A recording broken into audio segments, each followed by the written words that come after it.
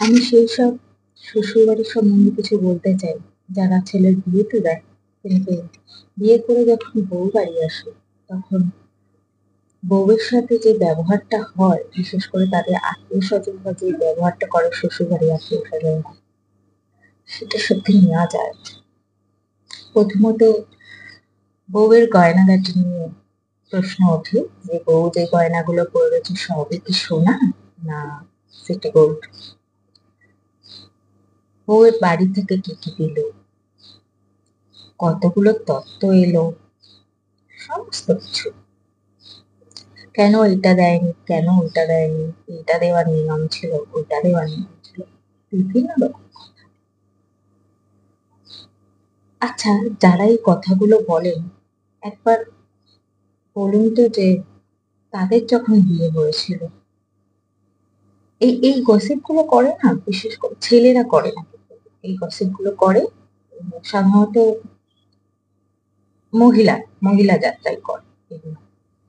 তো তাদেরকে আমি বলতে চাই যে যারা এই কথাগুলো বলে, কোনো মানে লুকোচুরি করেও কথা না, বউয়ের সামনেই বলা হয়, তাকে উদ্দেশ্য করে, তাকে ঠেস মেরে আর কি কথা যাকে বলে।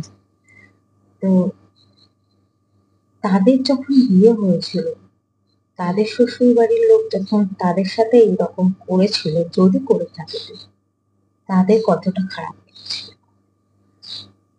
খারাপ লেগেছিল, তাই না? তাহলে আপনার যদি খারাপ লেগে থাকে তাহলে আপনি করে আর একটা মেয়েকে এভাবে ঠেস দিয়ে কথা বলেন? এটা কেন মাথায় আসে না আপনাদের যে একটা মেয়ে যখন তার নিজের বাবার বাড়ি ছেড়ে অন্য বাড়িতে শ্বশুর বাড়িতে আসছে, তার বাবা যেইটুকু তাকে দিয়ে দিয়েছে, মানে তার বাবার কিন্তু সারা জীবনের পুঁজি ভেঙে সে তার যতটা ক্ষমতা সেই হিসাবেই তাকে মেয়েকে দেয়।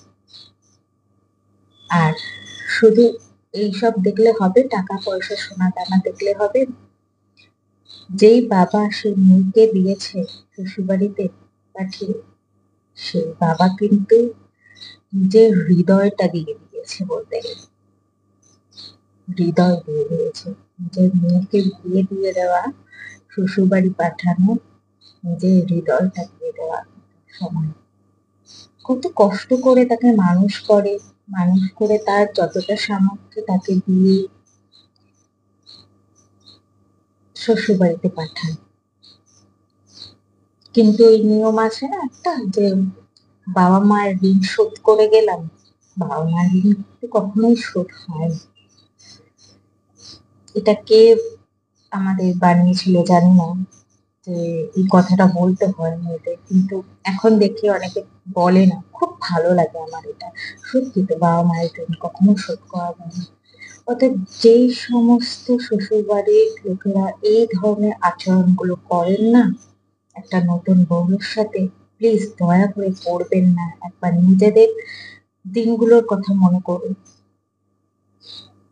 নিজেদের দিনগুলোর কথা মনে করুন, তাহলেই বুঝতে পারবেন কতটা খারাপ লাগে।